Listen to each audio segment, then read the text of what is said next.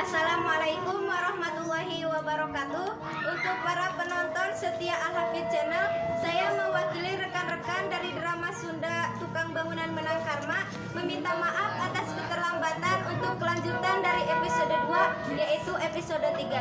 Karena ada berbagai macam kesibukan sehingga untuk proses pembuatan episode 3 ada keterlambatan. Sekali lagi mohon maaf dari kami atas keterlambatan tersebut. Untuk yang baru datang ke channel kami, jangan lupa like, share, and subscribe. Karena subscribe itu gratis ya. Mohon bantuannya. Wassalamualaikum warahmatullahi wabarakatuh.